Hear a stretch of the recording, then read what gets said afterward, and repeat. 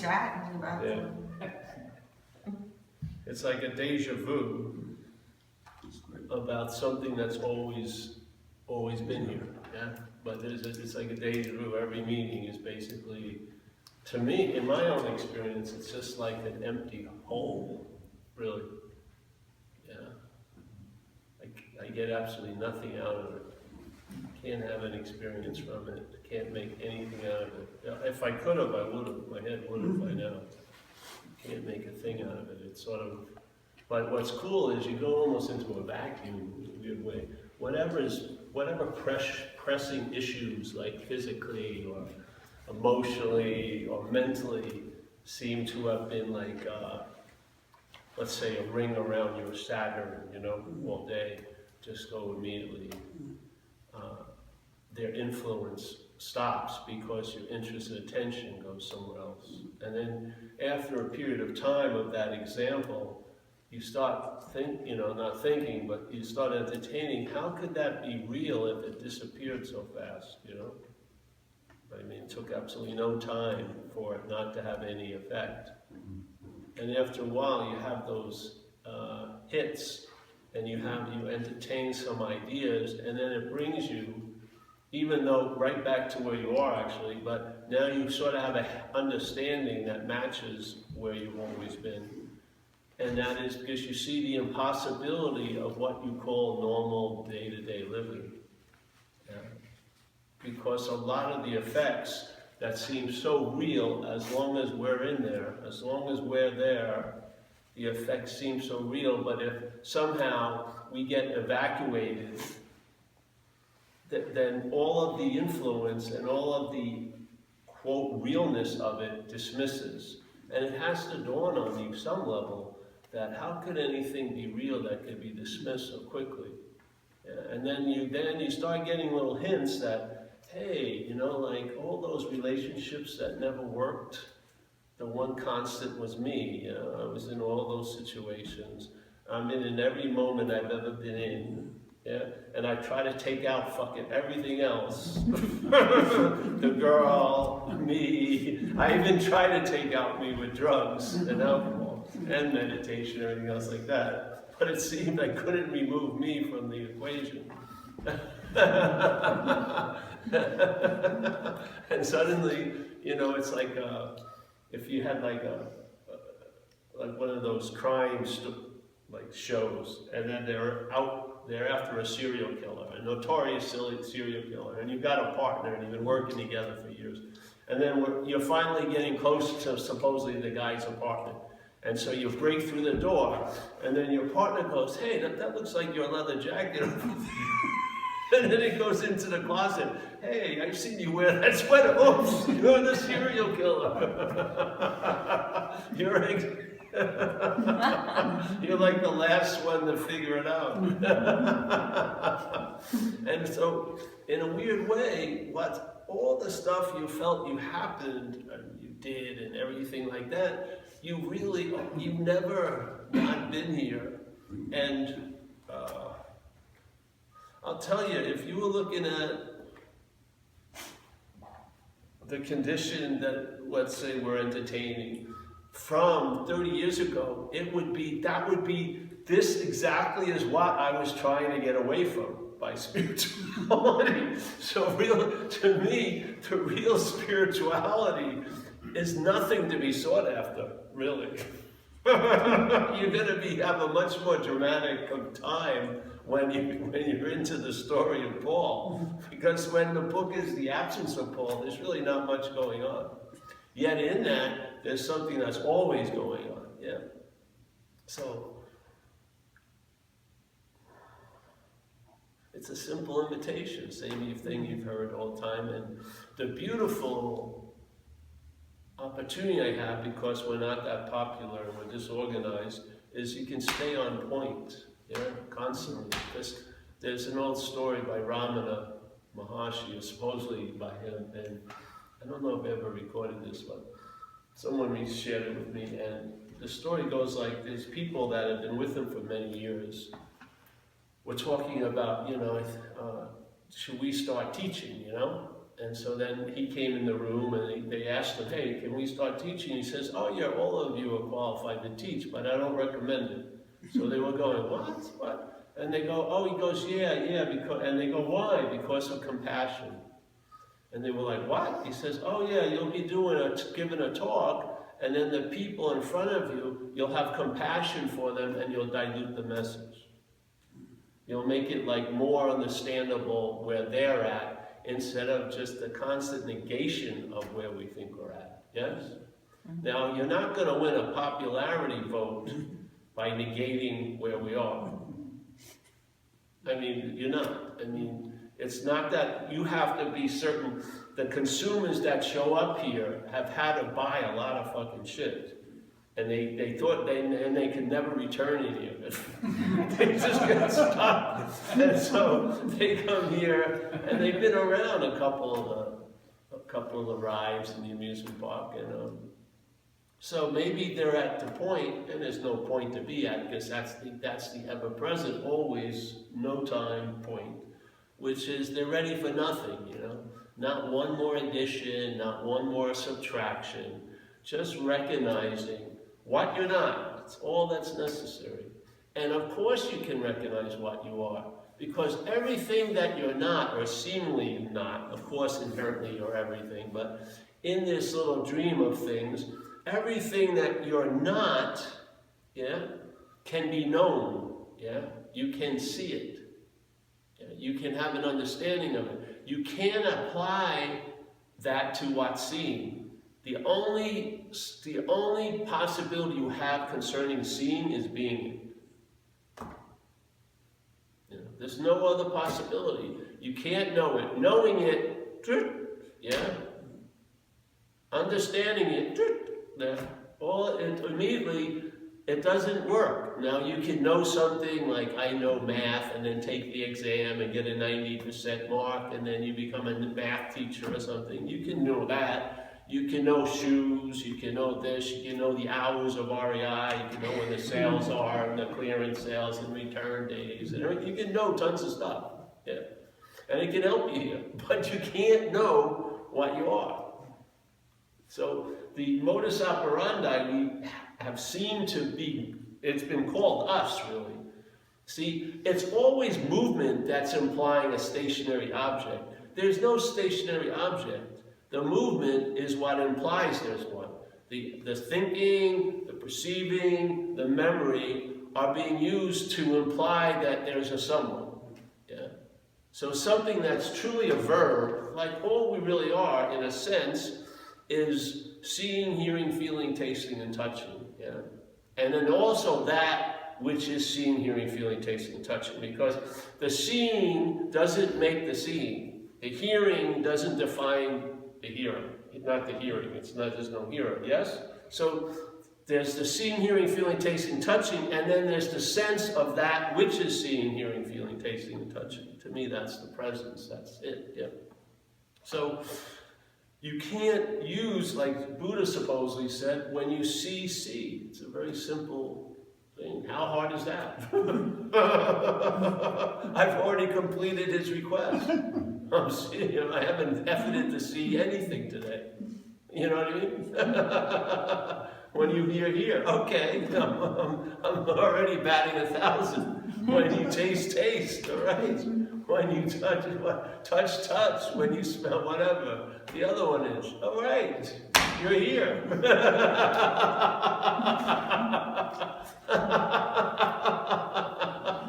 And it's so here that you wouldn't even call it here. Yeah, the only what we call here is based on past and future. That's the only way we can come up with a here. Yeah, it has to be bookended by yesterday and tomorrow to give us any relevance in the way we see, the way we think, the way we do this and do that. Yeah, that like we cannot pick up what's always happening. It's just not in our field of possibility as the action figure. We don't. We miss the biggest event because we're looking. Yeah. See, if you look for a chair, you look for ice cream, you look for this, it works. But if you try to look for the event that's always the event, it doesn't work. Oops. So you've been applying one modality, or you've been actually the effect of applying of one modality. Usually you call it doing and having, and then trying to become something, yeah, or get something. That implies you're it or not, yeah? So that modality is constantly being applied to everything here, and a lot of times it works, yeah? You know, if you want to get a job, you got to go look for a job and stuff.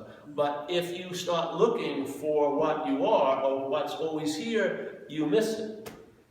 Ooh, it's such a drag, eh? You think of shit, you know? So we believe that we're going to apply this modus operandi to everything. Everything can be known, and we even believe we can be known, but we can only be known as a thing, and we're not thing. Or, see? Yeah, you can know. That's why the beautiful, like Dogen, a great Japanese Zen master, said, is to study Buddhism is to study the self. All right?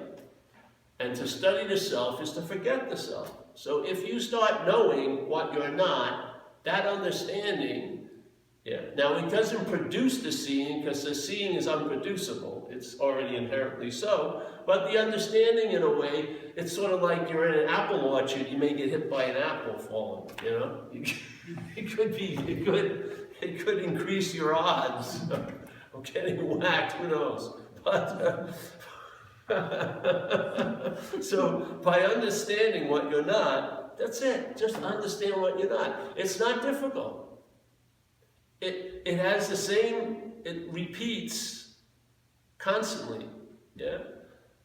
That which you're not claims to be that which you are. How does it do that? Yeah? By activities. It can't just go, there I am, because there's nothing to point to. So what it does is it uses everything that's happening to be used as a pointer to it. Yeah?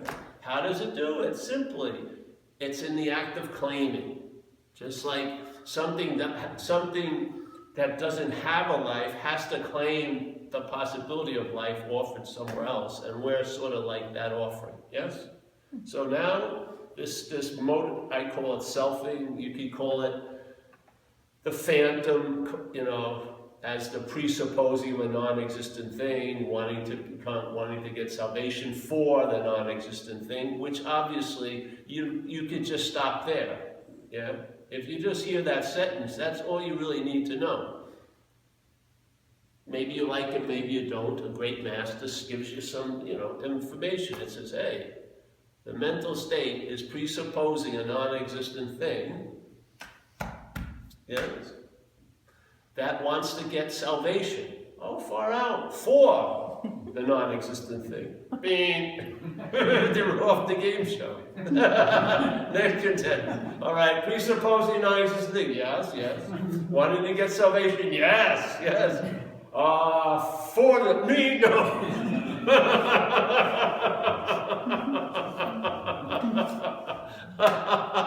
And if you studied and came back on the show, you would still for. Because there isn't anyone you can leave. The one that you're taking yourself to be, you can't leave. Yeah? If you're identified as that one and you attempt to leave the one, we call it in AA, self trying to get out of self. It doesn't work, yeah? So the one can't get out of the one. And the one that's really fucking pissed off about the one is the one that can't get out of it. So it's driven to try to get out of it, yeah? Through drugs, through whatever, you know, like binging, Netflix binging or something like that, basically. And we're trying to get out of it, but we try to get out of it as that which we like to get out of. All right, that's the second great scripture. So the presupposing of a non-existent thing, and then seeing the stubbornness of it. Once the presupposing seems to suddenly become the reference point, all your attempts now to get out of it are actually reinforcing the idea you're in it. Or you are it, really. It's worse than being in and out. Yeah, because in and out, yeah, you would think, all right, I'm in and then I'm out. But see, this thing that you seem to be in is is an act of identification. So you're in that when you're seemingly in, and you're also in that when you're seemingly out. So it wasn't a good enough bet for the mental state of that dualistic. I could lose a couple of times. You know, you may really get out. But this way, that which you'd like to get out of is what you're in when you're in, and and you're still in it when you seem to be out. So you can't win. That's the greatest news of all. Because what is causing the unwinnability to persist is you're attempting to win. You're attempting to know something. You're attempting to grok it. You're attempting to grab it. You're attempting to understand it. All of those methodologies don't work. That's why Zen, you know, very high level of mind in Zen is I don't know. Because they definitely knew what the seemingly trouble was, which is the system that's trying to get salvation for itself. And it's the system you need relief from. You don't need relief for the system anymore. That's the slavery we've been living under. You need relief from the system. But the system has that defense mechanism that you're identified as the system you'd like to get relief from. So now the relief looks as if it's for. That's what happened with me. There was an authentic feeling when I was young. Hey, this place is something going on here. I'd like to get out of here, really. And so drugs and everything like that. And then spirituality. And there was a longing, and I think it was pretty, you know, it wasn't so tainted. I mean, the basic, you know, it's what directed it, tainted it. But the longing was cool. Yeah, this is sort of unbearable. I like to get out of it. So now, all my attempts, and some of them were pretty arduous. I mean, my drug addiction, I think, I'm up in the top 0.4 percentile of fucking absolute drug addiction expression. I really did. I went pretty far on it, yeah.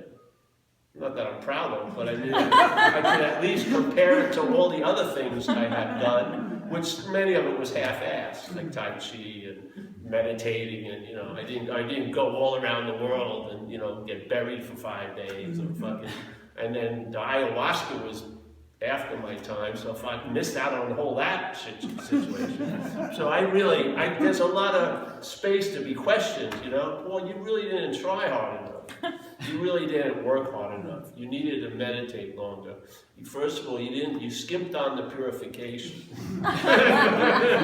You needed a long time of purification and all like that. So I could have easily, you know, I could have been guilty, yeah, but then I come to one example, which is drug addiction, where there's nothing can touch me because I loved it. I gave everything I had to it. I lived for it. I worship it. It was my religion. It really was. When people would come over, and my girlfriend would say, and they go, what's Paul doing? I'm shooting coke. And they go, that's his fucking sacraments. Fucking don't fuck with his religion. I mean, I was hoping that it would take me out of here. I really did. I had a logic. I had my own scriptures. The scripture was, if you could taunt your mental state enough and hold it, it would snap and you'd be in another state. Well, in fact, it didn't work. Because you can't transcend an imaginary place. That was the problem. I mean, so that one area, I think I did the best I could have possibly done. I have no qualms, and I didn't ease up or anything. Yeah, I mean, I had to be stopped by the authorities. I was such a great devotee. If I was at a spiritual thing, I would be kissing the master's feet every fucking day because nothing stopped me to get up front. Yeah, really. So you have to. You don't have to see, but it's a really nice, relaxed. Because there's nothing needed to be added on or subtracted. You're already entertaining constantly, just like seeing. Seeing, I think there's another act of consciousness which is entertaining. It's constantly entertaining. This is being entertained. The dreaming is being entertained. If that which is real wasn't entertaining this would be, nothing would be going on. And actually nothing is going on. So I humbly believe that when something like in recovery we talk about this acronym, false evidence appearing real, fear, yeah? And usually it's up here in where you call your head. It's not your head, obviously. You're not having thoughts in your head. They're just, yeah. So, false evidence is appearing real. Now that should give you a pretty big clue of your role here, because false evidence now, so it's false. It's not like an alternate fact or anything like that. It's false. False evidence. Yes. You mean like not true? Yes, it's false evidence. How is it appearing real? It has to appear real to what's real. How else would it appear real? Yeah? So what's real is us. And then things come up in our head, backed by maybe, let's say, memory or perceptual verification, like you see that they're fucking with you. But really, the false evidence is arising, and then it can only reach the climax of seeming real if that which is real takes it to be so. Yeah, that's why something that drove you crazy yesterday didn't drive you crazy today. It was the same fucking thing, but you override the thing. We'd like to put ourselves in a victim position, but we are the dreaming of the dreaming. Therefore, there's like these little clues in the Course in Miracles, again, pointing to, let's say, your true source, which is, you know, you and I are dreaming this dream. We forget that we're dreaming it. How do we do that? Humbly, I believe it's being identified as a self. And you cannot actually forget it, you seemingly forget it. So that which could not forget what's going on can seemingly forget what's going on if it believes it. Yeah? So God can fool itself, really, in a sense, if you want to call it that way. Nothing else could. Nothing else could fool God, but God can fool God. So the false evidence appears real. So the dreaming of the dream, I forget that I'm dreaming by taking myself to be the dreamt, and then in this condition, I give everything I'm dreaming all the ability to affect me. Thoughts are dreaming, feelings are dreaming. Yeah. Now, all right, how does this go on where after, in time, I can see I've been force-fed a certain theme for year after year after year. I can't look at the thoughts and the feelings. I gotta look at the mind, the sense of ownership before the thoughts and the feelings and actions and the body. Yeah? Because the thoughts and the feelings, they're a wild goose chase. You've gotta see that sense that holds a thought as its own, as if it's the doer of it or it's the done to by it, yeah? If you see that point, and you can because you're prior to it, you're not an afterthought, which is what the sense of self is. The idea of being you as a body, a historical action figure, is an afterthought. Seeing, it never preceded seeing. It implies it precedes seeing, but it doesn't. So the seeing, yeah, so you can see what you're not. And what you're not is the activity of mind. Because mind doesn't just stay there. Mind is an assumption that gets constantly offered to us as big mind. Yeah? It's reinforced all fucking day by the thought system. And so suddenly, that false evidence starts appearing real. And as soon as it starts appearing real, now everything we're dreaming has the ability to affect us. And so when a selfing hears this, he goes, all right, well, I'm going to fucking get down to it. I'm going to stop all these effects. That may not, see, that doesn't work in a way. What happens is you see that which is being affected isn't you. So it's more of an acceptance than okay, I'm going to charge into perfection. You know what I mean? I'm going to become the embodiment of God in this 6'2" frame or something. No, it's more of acceptance. It's like a great statement in recovery once from a lady sharing. She was talking about this inventory process we go through. And a lot of people, it's, you know, it's a drag because you got to look at your own things. And and she said she had this hope when I'm done with the 4th step and the 5th step, everything was going to get much better. But what I found out was what happened is after I did the 4th step, 5th step, I just had the ability to accept things as they were. And that's more like it to me. Yeah? When you see it's not you, the urban renewal project is canceled completely. There's not going to be any fucking pouring money into getting that which you're not that much better. You know? Suddenly, there's going to become a lot of levels of enough that are going to be met. So the chores and the demands of the body life get met to a certain level. Body's cool with it, yeah. It doesn't need a throne at the beach. It just wants to sit on the sand. Yeah, it doesn't need a throne with everyone watching the surf. It just goes to the beach, yeah. You know what I mean? Yeah, yeah. So when this reaches enough, suddenly the attention and interest that you are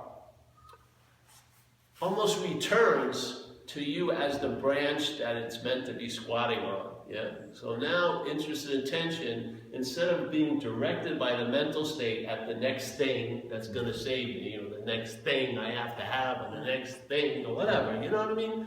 It's just like, it's like this interest tension is constantly being sent out on mental chores. Yeah. And because it's indiscriminate and unbiased, it just goes where it's directed. Yeah. So it's going into the past all day and the future all day. It knows there's nothing to fucking come up with there. It's a bloodhound. There's no fucking raccoon. You know, it's spelled it all out. There's nothing happening out there. And then yesterday and tomorrow. None whatsoever. So the attention and interest is sort of like, oh, you know, okay, get the scent, find my fairy princess. Okay, runs. But only because it's about you that it still seems to be driven there. What happens is when it ain't, when you see that which it's about isn't you, the interest and attention gets freed. Yeah? Freed from that direction by the mental state, and now it just sort of lands on where it wants to land. And it's being directed by a much higher force than we are. Yeah? And so now the interest and attention that used to be used to enslave you to yesterday and tomorrow now enriches you now. You get to see rainbows. You don't miss much anymore. And whatever you miss, you weren't supposed to see anyway. It's as simple as that. So finally, since I was 6 years old, I guess, I've been trying to get out of me my whole fucking life. And now, realizing there isn't a me to get out of, I finally reached the goal of being out of Paul. But it didn't happen by getting out of Paul. It happened by realizing I was never in Paul.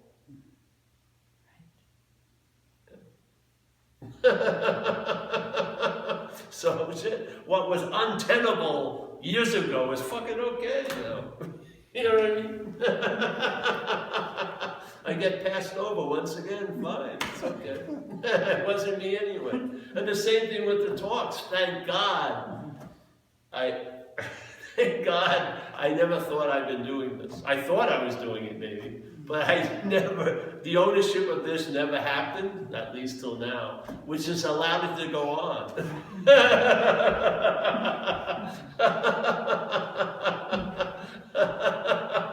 You'd be wearing all orange suits if you followed me in the past. Not like Osho, but like San Francisco jail.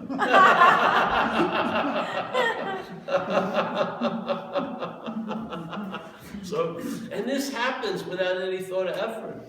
And if you saw it from afar when you were a spiritual advocate, this would be the last place you'd wanted to end up.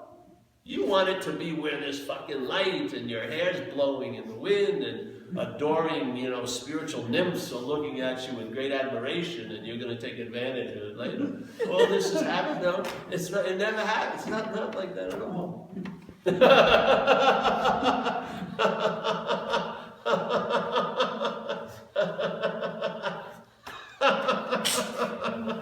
I mean, if you could return it, you would. You'd be an unhappy customer.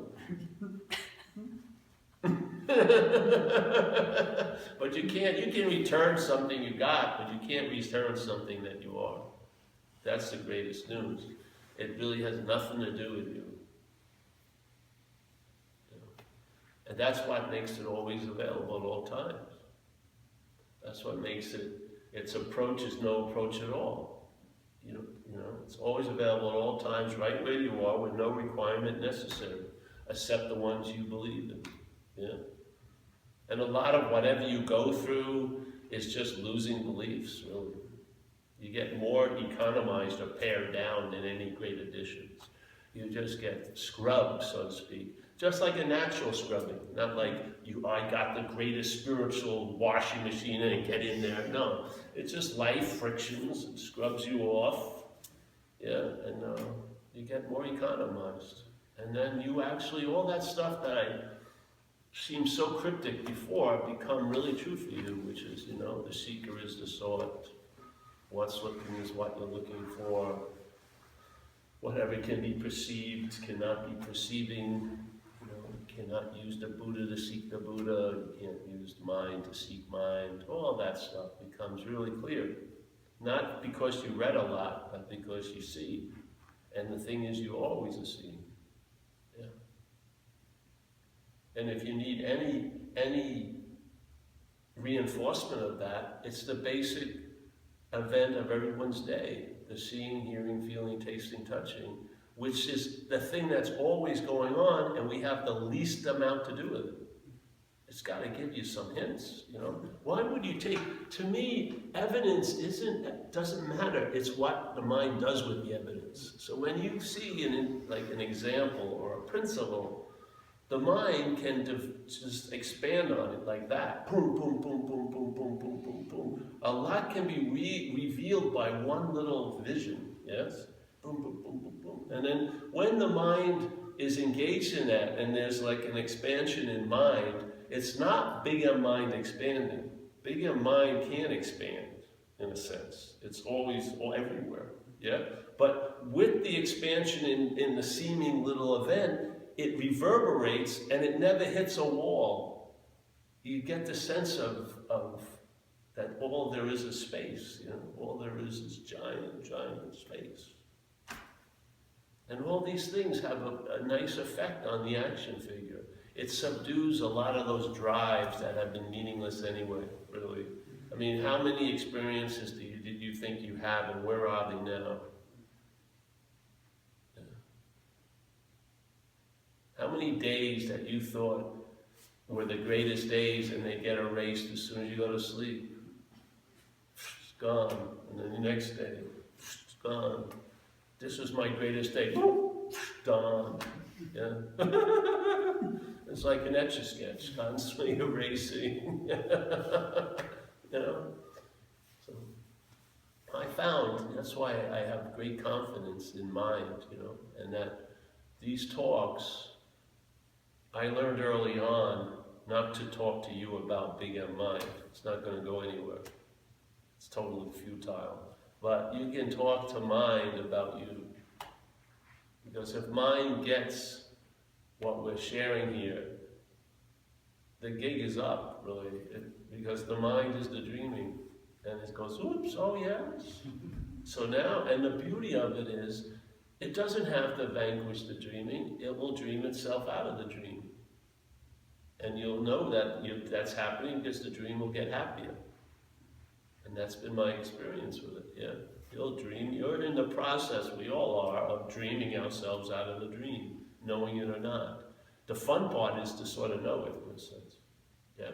So we are all awake, literally, because of the consciousness, the expression of that. I don't think there's a giant thing called awareness. There may be, that has these little pipes, and you get a filtered awareness, like refined oil or something, like a Shell or an Arco, and then you get a filtered consciousness, yeah?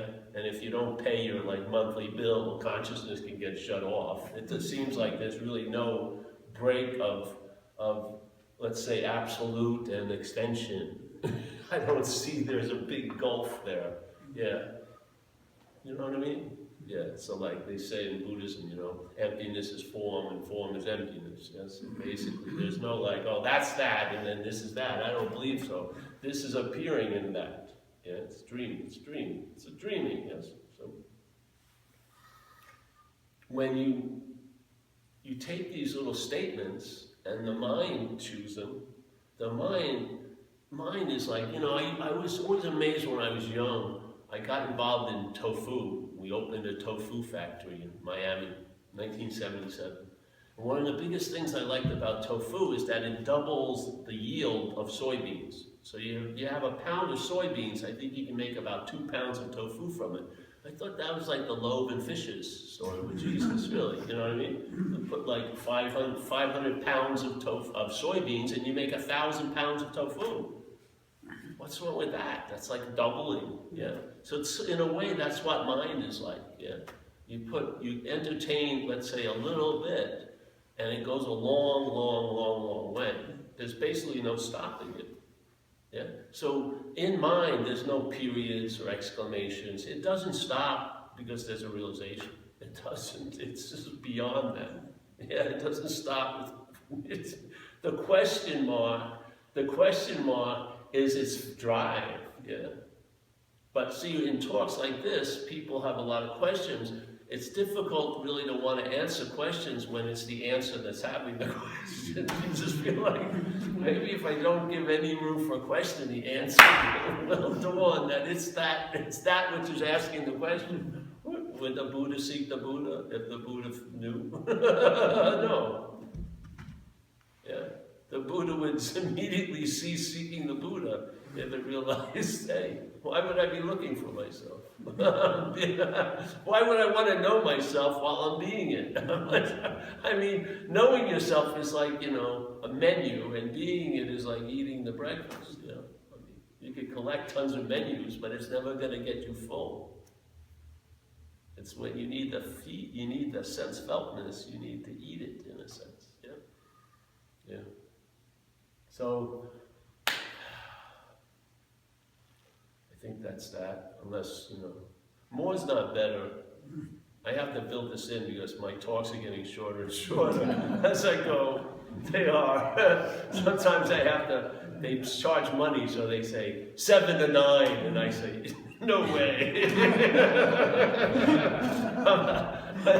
I agree to that, but it's probably not going to happen.